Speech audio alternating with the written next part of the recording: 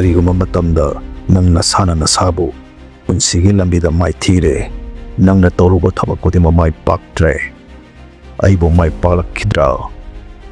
aina hingleba se kanagi damang haina khalakhiba mikokka yaukibra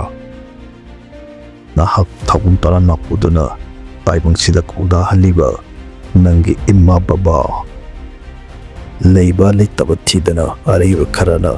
ichagi chawma nomini haiduna nangonda ilakiba sakcha komdogi laman singlamda nungjo nungsa aing asa khangdana saraba nungsagi maisada momon luktuna nanggidamak thak suriba imma baba gi melugi pirang taitonglamda khangsinadaba amagum nangi met unsigi oina uisenba ngamlaga dara nangna ima baba gi mitki pirang taithoke makhoi momo minung tamhange ninglabadi haurase unsida Maipakpa Mishak Oige Khanlabadi Maipakpa mioi singi punsi wari hanana khangwa mathok tai maramde nangna sontar laba matamda nangi kana lai training laba mikupta nangot paidona lamjimbi nabane amadi lausingi maira chobiraknabani aduna punsida Maipakpa mimik kharagi punsi wari hanana khangminasi ahanbada APJ Abdul Kalam Tamil Nadu gi Rameswaramda 1931 hariba chahi asida lairaba muslim imung amada pokhe lairaba imungdagi horakkiba oibana pilingai matamdagi Abdul Kalam na yunggi awa anada mating pangba oina desk paper yolakhe mahangna atay atoba tabok amata tawdabida desk paper yolakhe ni maramsu chauna lay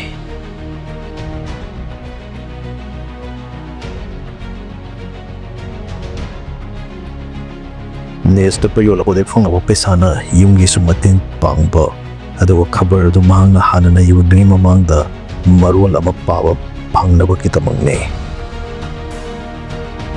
no mamangna school da mahakalunga tinaba brahman macha amaga class aduki first bench da phamina dun leiringai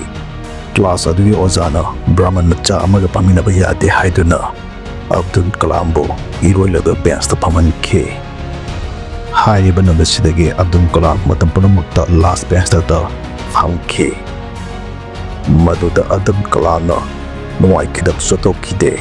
like the henana nglukhi matang sida mahangna hairamba wahi amma laiba pasigi kwaidagi brain phaba Mishak ase classroom amagi last bench da phamba suyai piklinge matamdagi mahangna khanjarak pase Aita palol ama oibani maramaduna machadapi amadi mamagi lejaba sanali konbadan thamduna Madras Institute of Technology Aeronautic and Engineering da tricky funky masigi matung mangonda job ani interview lakhe ahanbada DRDO gi aduga ani subadana mahana pilingai de mingjarakpa Air Force ki thabak ani isini masidagi mahangna Air Force ki interview yauna budget ki aduga live TV interview aduda khangadaba candidate masing se sopnagi nipan khakme aduga interview adu yawba lakpa candidate na makhoi kunga mangane interview aduda Abdul Kalam mapan suwa takhe aduna khalakhide Abdul Kalam asuke matik thamoi sukhe lingai dege bahana ninjarpa manglang kaikhi masida sunatana mama masingi sada likon phawa pandan thamduna panarubat namak ariam tari khallubada adu mahaki ni phathaduna Delhi da DRDO ge interview yawn masakibadati mai palaktuna isor ge sipoi badanatana India ge taramati suba president pabu oibangam khe Laba Dr.APJ Abdul Kalam ge wari asidagi akoina tamsiloba yabase Abdul Kalam bo matamda atomba jatini haiduna last bench da phaman labasu mahane ding bahongdana thawai yauna lairikta pukning lipkhibana mai pakhi aduna karigumba nahangna pamjana tawriba thabakta kanagumba singna hanthana khanbirabasu ninghanadana nangna honarabadi soidana nang mai pakkani haibani Abdul Kalam na ningjarakpa Air Force kit interview khalataba matamda ningba kairurabasu mama machangi sana kaiduna magidama honabirkhiba madu ningsingduna mathamoida thongnak piduna DRDO gi interview mai paktuna India gi president oikhibata natana India gi missile man haina phau khangna khibani karigumba mahangna Air Force ki thabak khalamlabadi hauzik miyamna khangnariba sigumna khangnaramdabasu yai ichamchamna pilot akhak oirambasu yai maduna karigumba nahangna matang koinedagi ningjarakpa thabak ama mai paktre ningba tungdre haiduna ninghanbiganu nangna honariba makhai nangki mai pakki lambida nangbu khawrangna ngaiduna leiri matang sida Abdul Kalam na hairamba wai simaga ningsingba yai karigumba nangna numitkumna ngamba pamlabadi nangsu numitkumna mai chakpa tai haiba sini nangna tawge khaliba thabaktu mai pakna tungkoina miyang khangna tawge khalabadi nangki lepa leita awa anathida khongpam chiatna lepa tai mai thiklaba matamda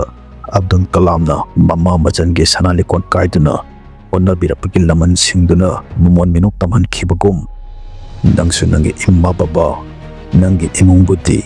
mumon minuk tamanlaroitra mathangi tamchaningai oiraba punsi wari asina iramdam asigi tumthin nga libi chanura singe maraktagi chanura amagi punsi wari ni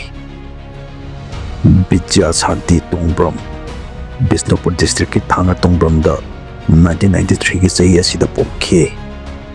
iche asina thamban gi makhoktage lasing sing sungdoktuna laba mafla saduna yonkhi iche asige hona jaman mahi oina India ki Prime Minister Narendra Modi fauna sakang bikhi mafla saba khatanatana medicinal property singsu semna ba honari masida sunatana thambanda ki semba chagi ba putukna miyamna pauna thaknari tentakna thamjari ba iche asige punchi wari asidagi aikoina tamsinba yaba se nangna bu thabuk suning labadi onaning labadi nangna kanadre sejina fam leitre khaliba posaktuna nabu mai pakpa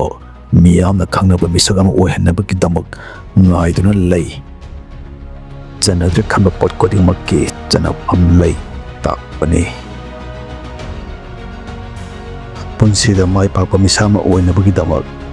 nongoda sumsai soidana chengadaba gol ahumgi maramda khangminase ahanbada mityang sana yengba ngamba